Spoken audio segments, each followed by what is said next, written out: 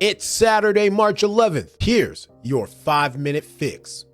Okay, here we go. I'm sure you guys might have already heard about this, but outside of Miami Heat basketball game, Floyd Mayweather confronts Jake Paul. Now, we all know Floyd Mayweather runs 50 deep, usually, and it appears that Jake Paul was just with one lone bodyguard. So if you haven't seen the video yet, well, here it is.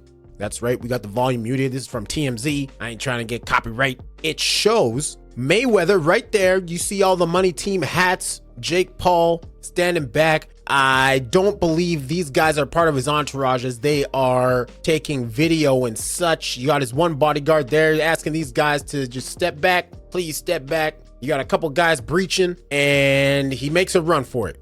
And you know what? You can't really blame the guy. Because, I mean, like I said, Floyd Mayweather rolls 50 deep, okay? 50 deep. Usually ain't no way this is going to turn into a good situation. As you can see here at the end of the video, close to the end of the video, the cops come in and rescue his ass. But you know what are you going to do? You're going to run or you're going to take a motherfucking beat down? I know I ain't taking that damn beat down. I can run pretty fast, so I'm gonna try and save my life. Speaking of fights, last week Sunday, Jon Jones made it look easy in his UFC comeback fight and heavyweight debut by defeating Ciryl Gane for the UFC heavyweight champion. Not only does he become the undisputed heavyweight champion, but it pretty much cements this man as the GOAT of mixed martial arts. Now, you could say arguably, but you know, he's up there. Like the accomplishments that this guy has achieved since being in the UFC, unremarkable, unheard of on any other scale. You know, even personally myself, just watching him throughout the course of his career from when he started to now, it's crazy. It's crazy. Jon "Bones" Jones is the new heavyweight champion of the world after quickly tapping out Ciryl Gane in the UFC 285 main event at the T-Mobile Arena in Las Vegas. The former two-time light heavyweight champion ate a low blow early before taking Gane down to the floor and beginning to work on submissions. He's probably pretty pissed he got hit in the nuts. He's like, oh, okay, that's it. I'm submitting your ass. In just over 2 minutes, he got the tap from the Frenchman to become a two-time UFC champion and solidify his greatest of all time status following years of debate. Jones was emotional during his post-fight interview with Joe Rogan. He said, "I'm so excited. I've been working on this for a long time." He has. It's been a couple years. Like I stated earlier in a past video, he was supposed to fight Francis Ngannou. Didn't happen. Francis kind of chickened out. Don't beat my ass. You know, a lot of people thought I was never coming back, but I've been faithful to my goal and mission. The 35-year-old expressed an interest in fighting former two-time heavyweight champion Stipe Miocic, who he has been heavily linked to facing previously in July. Jones added, "Y'all want me to beat up Stipe? One thing I know about the UFC is we give the fans what we want to, or what they want to see." Sorry. Got a little picture here of little on the floor, close body contact. Bones got the tap in just over 2 minutes. Oh, that's pretty impressive, man. That's pretty impressive. 2 minutes. Whoo.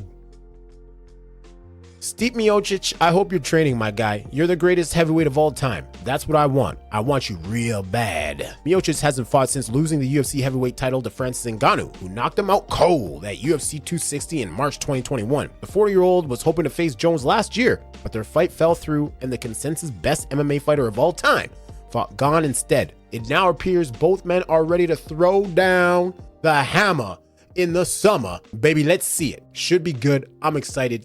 That'll be a great fight to watch. Here's some scary news. Well, scary if you're a Pete Davidson fan. Pete Davidson and Chase Suey Wonder's car crashes into fire hydrant in Beverly Hills. You see Pete BDE Davidson, Chase Suey Wonders. I mean, I don't necessarily know who she is, but she must be something if Pete Davidson rolling up on her, you know.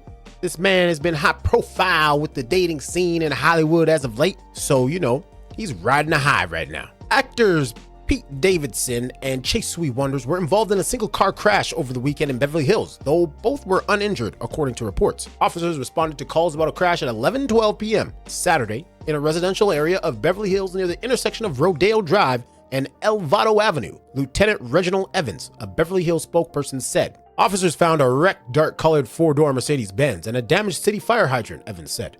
There were no injuries in the crash and no arrests made. The police declined to name the vehicle's occupants, but TMZ, being the sleuths they are, which first reported the collision, and the New York Post reported the actor's involvement. As investigators worked to determine the cause of the crash, Evans said they believe speed may have been a factor. Representatives for Davidson and Wonders did not immediately respond to the Times' request for comment. Water from the busted fire hydrant shot into the air, the geyser-like flow rising higher than a nearby streetlight, according to footage from the scene. Fire crews scrambled to shut off the hydrant as the water rained down on them. Rain on me. TMZ obtained photos from the scene of the crash that showed damage to the side of a house. A trail of tire marks along the lawn of the house leads to a cracked wooden panels and shredded shrubs. Wow, what a alliteration. Shredded shrubs. Davidson and Wonders, who starred together in the 2022 comedy horror film Bodies, Bodies, Bodies, have been spotted together at various public outings in recent months, including last month at the Daytona 500 NASCAR race in Florida and the NFL Pro Bowl in Hawaii. However, neither have publicly confirmed they are dating. Davidson had previously been attached to model and author Emily Ratajkowski, who he was rumored to be dating late last year after he broke up his storied relationship with Kim Kardashian West. Wonders broke out as a member of the cast on HBO high school drama Generation, which was canceled after its first season in 2021. Wow. She stars in the forthcoming Apple TV crime drama City of Fire, an adaptation of Garth Riss Hallberg's 2015 novel of the same name. So there you go, speeding down the streets of Beverly Hills, lose control. Luckily, no one was hurt. You never know what can happen. Luckily, there's no pedestrians on the street, no pets wandering the neighborhoods. Luckily, nobody was harmed except for perhaps the driver's ego and the poor four-door Mercedes-Benz. Don't forget about the fire hydrant. And last one for today. Sony is reportedly preparing to buy Take-Two Interactive. Okay, so first things first. A lot of people will say that this is not happening. It will not happen. No chance, okay? First things first. This is something that was rumored a couple years ago. Without a doubt, I'm sure you can find it. Maybe it'll say in this article. I haven't read it yet. But this is something that was rumored a couple years ago. So it wouldn't be surprising. Secondly, we all know that Microsoft is wanting to buy Activision Blizzard. Now, from what I heard, that deal is essentially about to go through. It's been under review. There have been some challenges towards the deal, but it's about to go through $60-something billion, I believe. So it would not surprise me whatsoever if Sony took this step to secure a big name studio, much like Microsoft is doing. Because, Microsoft says, the titles that are non-exclusive right now, they will still remain non-exclusive, but you can't trust these suckers. They're trying to be number one. Why wouldn't they make some things exclusive? Now, don't get me wrong. I don't think that's the way to go.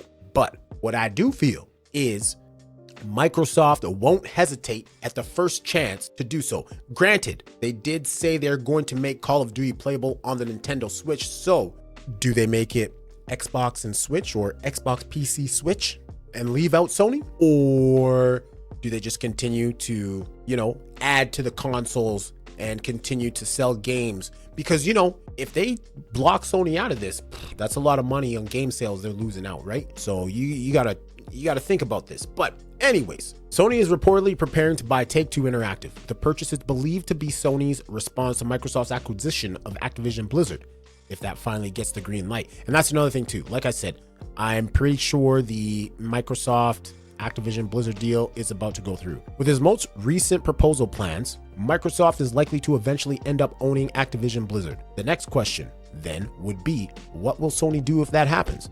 If you believe a recent report, Sony will retaliate by making a similar massive acquisition. I don't know if I'd call it a retaliation, but more of a smart business acquisition, shoring up the ranks, The latest word on the grapevine, isn't it through the grapevine? Anyways, is that Sony will bring out the Brinks truck to buy Take-Two Interactive if Microsoft ends up owning Activision Blizzard. Believe it or not, Take-Two isn't as large as most believe, and buying it could cost considerably less compared to Activision Blizzard to buy. The holding company behind the developers of NBA 2K, Grand Theft Auto, and WWE 2K has a market cap of only $20 billion. Yes, only $20 billion.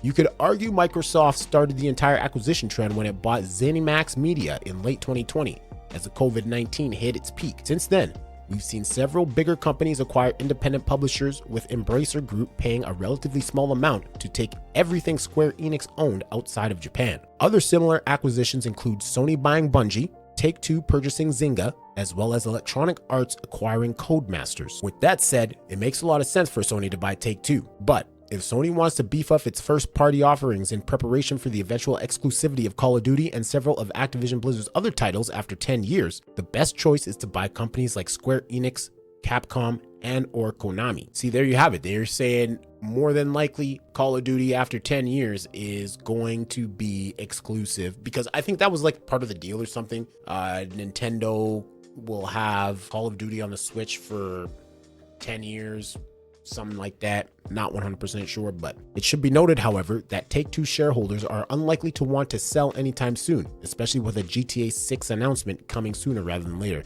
That's another thing to think about too. And another reason why Sony doesn't necessarily have to jump the gun on this. GTA 6, baby. Last report I saw was fall or holiday 2024. So we're about a year and a half, a year and 3/4 out of GTA 6, which, hey, fine by me. I will wait for that game to bake, marinate, got me salivating to play it, because you know, as soon as that game is released, it is breaking records. Everybody and their dog and their dog's puppies are going to be playing that game. Finally, don't forget that Take-Two makes the bulk of its revenue from microtransactions within its biggest releases. This isn't something you traditionally associate with the PlayStation brand. Sony is better off striking up a partnership with Take-Two instead of buying it outright. Then again, if Sony feels like Microsoft will snatch up Take-Two next after Activision Blizzard, you can't blame it for reacting. Of course, this all hinges on whether Microsoft will end up owning Activision Blizzard. If it doesn't happen, Microsoft is reportedly considering selling the Xbox brand to interested buyers, which would render all this discussion moot. That's something I didn't hear though. That's interesting. That's very interesting. That last little section reporting that if Microsoft doesn't end up buying Activision or owning Activision Blizzard, it might consider selling the Xbox brand. I don't know how much I believe that. You know, this, I'm not gonna lie, this is probably not the most reputable website to be getting this information from, but what I wanted to present was just the fact that there's a possibility, you know, and that Sony buying Take-Two Activision or Take-Two Interactive, this isn't the first time it's been considered. So keep that in mind. Also, keep in mind to like the video, subscribe, tell your friends, tell your family. This has been your 5-minute fix.